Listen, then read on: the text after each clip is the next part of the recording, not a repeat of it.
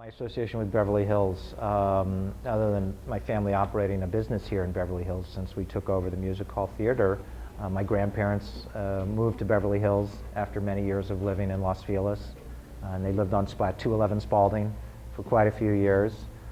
My wife ended up moving to Beverly Hills when she was a young girl, and she went to 8th grade at El Rodeo and then graduated from Beverly Hills High School. And then we actually were able to get our kids. We have triplet boys. We like to say we multiplex everything. And when they had finished up at Westwood Charter Elementary School, we were able to get them permitted in, and they went through to El Rodeo. Two of them went to El Rodeo. One of them went to Beverly Vista for middle school, and then all three of them graduated from Beverly in 2012. So have some connection with the city of Beverly Hills. Yeah, Laemmle Theaters has always been an exhibitor since 1938 here in Los Angeles. And in fact, my great-great-great-uncle Carl Laemmle also started as an exhibitor, and that led him to founding Universal Studios. My grandfather and his brother started the company in 1938.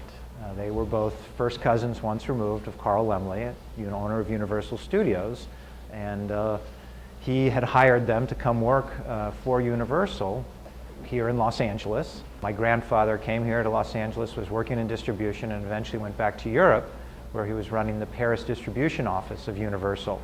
His brother was sent to Chicago, and he was working in the Chicago branch offices of Universal. And he came across a movie theater in the town of Lowell, Indiana, started running the Ritz Theater in Lowell, Indiana. Around about 1935, the brothers were writing, communicating with one another, and they realized that it was really not safe for the family to stay. They were German Jews. Their parents were still living in Germany. And even though my grandfather was in Paris, he also wanted to get out of Europe. So they decided that they would go into business together, that they would run movie theaters. But for whatever reason, they decided, well, we don't want to be in Lowell, Indiana, so let's run some movie theaters in Los Angeles. And it took them about 3 years, but they found a couple neighborhood theaters in Highland Park, the Franklin and the Park. That's when they got started in the business as exhibitors. They were showing films 14 or 21 days or 28 days after they premiered at the big theaters downtown or in Hollywood, and giving away dishes on Tuesday nights and double bills and the whole kind of thing. But even then, they were showing the occasional foreign language film. They had come from Europe, and they wanted to expose American audiences to the films and filmmakers that they had become acquainted with in Europe. So the chain eventually grew to include 6 theaters in Inglewood and some other parts of the city, but all neighborhood movie theaters. And then TV came along. For those who lived through it, they know that when TV came in, a lot of movie theaters closed. It was quite an adjustment for the movie business. My great-uncle ended up leaving the business, and my grandfather soldiered on running just one theater, which was the Los Feliz Theater in Los Feliz. Movie-going has stayed alive, and for some single-screen movie theaters, they managed to hang on. A lot of the neighborhood movie theaters closed when TV came along. A lot of them turned into art houses. Mid-60s, we opened up at the Esquire in Pasadena, which was a single-screen theater.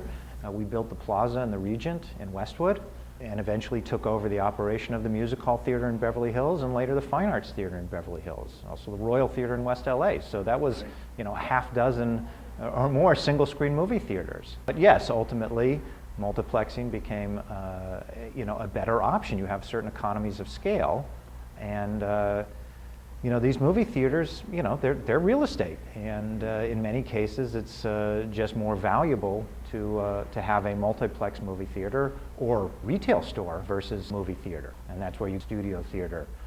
A lot of the single-screen theaters have just disappeared. Even if the architecture is still there, they're no longer. After the Fox West Coast circuit sort of morphed into Mann Theaters, and Mann Theaters was operating this venue as the Fine Arts. My father made an offer to buy the property, and we took over the operation of the Fine Arts in 1987 thereabout. And we continued operating until 92. When a broker approached us and said, well, I'm representing someone who would like to buy the theater. We opened the Sunset 5, and we ended up selling the property to Vittorio Cecchigori. And Cecchigori continued to operate the theater for quite a few years. Seen right about the time the Grove opened up, and the arc light opened up, all of a sudden there was just so much competition, more or less about when the theater closed down and became only available for special screenings. Today, where the theater is now owned by Sean and Jacqueline Farr, but they own the theater and they approached us about reopening it and making it a regular operating movie theater, and we were only too happy to give it a shot. Yeah, many of the special events that we have here are rentals. We're just providing the facility to a business, to an organization, a film festival, and they're doing the programming. We've been operating the Music Hall Theater, I think, since 1974 or 1976, but we did convert to a multiplex, to a triplex in about 96, 97. But we don't own the property, and you know, there is a reality that for the property owner, it may be more valuable for them to turn it into a retail space. We're sort of operating a bit month to month, and the likelihood is that they are searching, you know, for someone that can pay them more rent. A movie theater will be successful whenever it can access programming, films, in a competitive basis, and do business. So if a single screen theater can attract a big audience and get the films that people want to see, it's going to be just fine. It may not work as well as a multiplex ultimately, but it can still do business. The neighborhood movie theaters were very common, very popular. Again, you had the mainstream first-run theaters that were more the movie palaces, and then the films would move from the palace down to more of a neighborhood theater. And the Fine Arts was called the Wilshire Regina, or Regina. That was the original name of the movie theater. Moviegoing in the 30s and 40s was vastly different. People saw movies every week, sometimes 2 and 3 times a week. There was no TV, so if you wanted to see something, you walked out of the house in your leisure time and you went to the movie theater, and you'd send your kids to the movie theater for the matinees on Saturday and Sunday. You'd park your kids there for the whole day sometime. Again, when TV came in, a lot of these neighborhood movie theaters went out of business, but the ones that could convert to becoming art houses did so. The Regina became the Fine Arts at that time. Well, historically, films were distributed in an analog fashion. I mean, basically, there were reels of film that went through the projector at 24 frames a second, and that put the image on screen. And if you didn't have access to the actual film print, you couldn't show the movie. And in many cases, there were a limited number of film prints, and you might have to wait to get access to a print, wait for another theater to come off screen so you could physically get the print. My father remembers doing that in the 40s and 50s, where there was a really popular film and they would bicycle the print back and forth between the theater. So those kinds of things actually happened. There are still a few movie theaters that are showing film, but most films are now projected digitally. A hard drive is delivered to the theater, it's ingested into a computer. Certain wizardry of computer cybersecurity, you're able to access that file and put the image on the screen in a digital manner. It's entirely possible that it will get downloaded from the internet or transmitted via satellite. We, in fact, have digital download of film files at some of our theaters already. So now all of a sudden hundreds of theaters across the country can be playing the same film on the same date just for one screening or 2 screenings.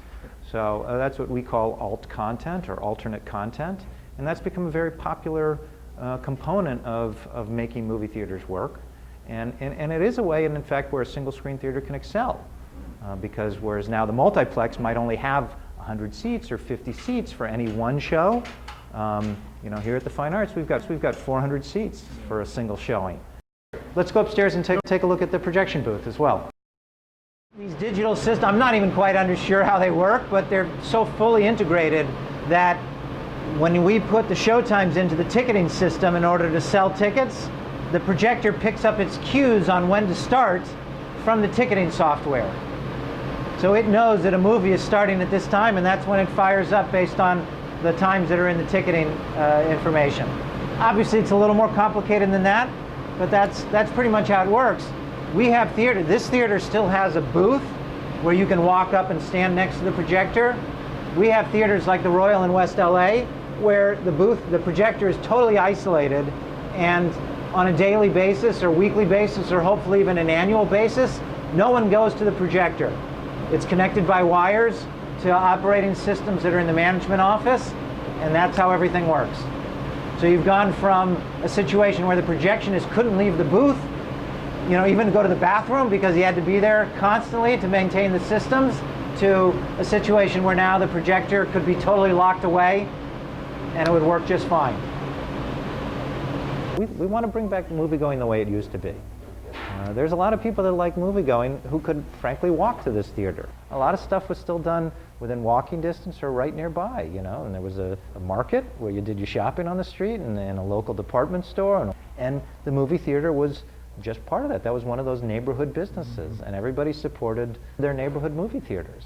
We like to think that our patrons are more frequent moviegoers, far more frequent coming to the movies than the average, and we have to meet that in cost. People can't go to see movies as frequently as we would like them to when costs are so high. So we deliberately try to keep our ticket prices below the norm, and we encourage frequent moviegoing with seniors. So not only is our regular senior price lower, but then we have Senior Wednesday. It's all based on this philosophical idea that moviegoing is part of your regular weekly activity, your cultural life. People where you can see the crowds going in and out. It makes your neighborhood alive. So I think moviegoing is going to continue. I think Laemmle Theaters is going to be part of that future, and God willing, a fourth generation of the family will keep it as a family business.